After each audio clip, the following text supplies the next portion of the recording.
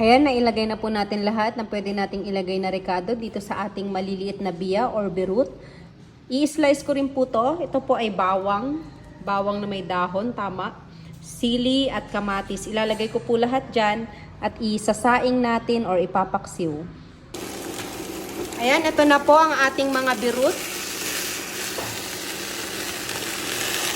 Isaing or ipaksiw na natin siya kasama po nung lahat niyang rekado. Kompleto rekado na yan. Lagyan lang po natin ng konting oil.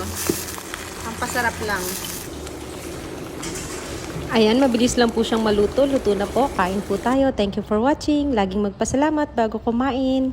Bye!